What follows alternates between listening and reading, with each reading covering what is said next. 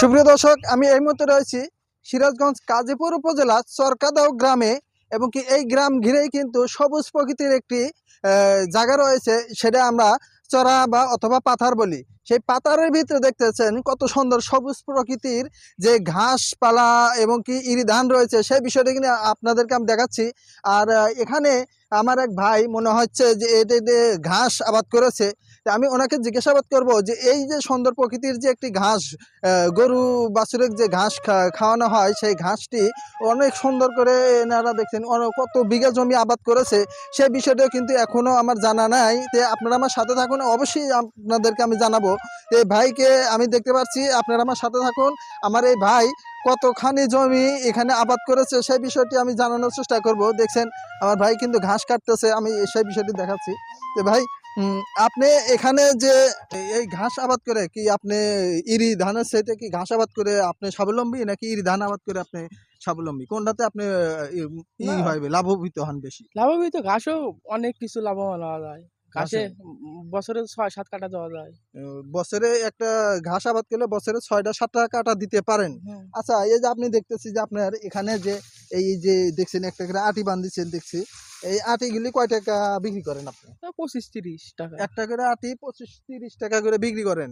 প্রিয় দর্শক দেখছেন, ভাই আপনার বাসাটা কোথায় হলো? আবার বাসার সামনে। সামনে? হুম। গ্রামের নাম কি জানার নাই? সরকার দাও। চরকাদাও গ্রামে।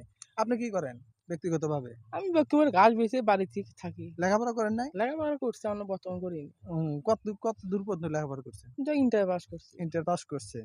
তে আপনি যে এই যে ঘাস কাটতেছেন, ঘাস কেটে আপনার কিরকম মজা লাগে? অনুভূতি লাগে কিরকম? অনুমতি আছে, মোটামুটি নিজের ঘাস কাটা লাগবে। হুম, হুম, সোজা হিসেব। নিজের ঘাস কাটাই লাগবে নাকি? না কাটলে তে এই মাইনষে কইতে কাটে, হুম, হুম, বেচা দিই, আ মানুষও কাটে। আচ্ছা, যে আপনারা যে ঘাস আবাদ করেন, যে ঘাসে আপনি বছরে কিরকম পরিমাণ সার, পানি অথবা অন্যান্য কোনো কিছু লাগে কিনা? ধরেন যে ৩ বিঘা জমি ৪ বস্তা সার লাগবে প্রতি কাঠা। ৩ বিঘা জমিতে ৪ বস্তা সার লাগে। হুম। আ প্রতি কাঠাতে প্রতি কাঠা ৪ বস্তা সার। ৪ বস্তা সার লাগে। তে আর কিছু লাগে এখানে? সার লাগে, পানি তো লাগে ৩-৪ ডি সেচা দেওয়া লাগে। হুম। যে পানি যে আপনারা দেন, এটা কি কয়বার করে পানি দিতে হয়? প্রতি কাঠা ৩ বার ৪ বার। আ এটা কি বছরে নাকি? না, প্রতি কাঠা।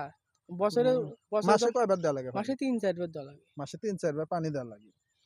দেখছেন প্রিয় দর্শক, উনি বলতেছে যে মাসে ৩-৪ বার করে এই যে ঘাসের ভুঁইয়ে কিন্তু পানি দিতে হয়। আর এখানে উনি যে সার প্রয়োগ করতে হয়। ভাই, এই যে ঘাসের ভিতরে যে ঘাস হয়, এই বিষয়টা আপনারা কি করেন?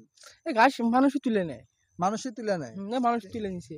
যে এই যে আপনারা আর কি পরবর্তীতে কোনো ঘাসের ভিতরে যখন ঘাস হয়, তখন এটা আপনাদের কামলা খরচ করে নিড়াতে হয় না? নিরেন না কেন, নষ্ট হয়ে ওষুধ দিয়ে দিই ওষুধ মানুষ। দিয়ে দিলে মারা যায়। হুম। আচ্ছা, আপনারা যে এই যে ওষুধটা প্রয়োগ করেন, ঘাস মারার ওষুধ, তাহলে এটাও ঘাস, এটাও ঘাস, তাহলে কোনো সমস্যা হয় না? কোনো সমস্যা হয় না। তাহলে যেটা ছোট ঘাস আরকি এইগুলো এলে চিকন ঘাস মানুষই তুলে দুবলা নেয় ঘাস বেশি। বলে আরকি। সেই দুবলা ঘাসগুলি এমনিতেই মরে যায় এবি ওষুধ খেলে। ওষুধ না, মানুষই তুলে নেয়। ওষুধ দেওয়াই মানুষই লাগে তুলে না। নেয়। আচ্ছা, মানুষ যখন আপনার এই ঘাসের বিয়ে আবার এই ছোট দুবলা ঘাসগুলি তুলতে আসে, আপনারা বাধা দেন না? না, মানুষে তুলে নিয়ে গেছে, ছোট হুম, তোলে কি করব? হুম। গায়ের মানুষ তোলে।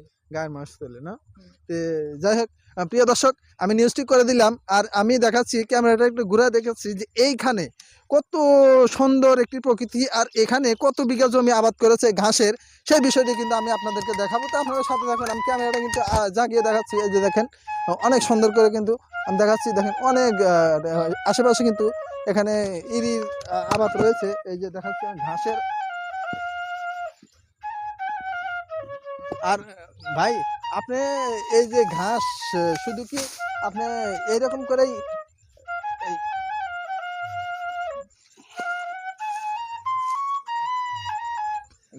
এই ঘাস কি শুধু আপনি বাজারে নিয়ে বিক্রি করেন, না কেউ বাড়িপুর থেকে কিনে নিয়ে যায়? বাজারে বিক্রি করে বেচা দি পাইকাররা কিনে নিয়ে যায়। পাইকাররাও কিনে নিয়ে যায় আর কি। হুম। ও, আচ্ছা ভাই, ভালো থাকবেন।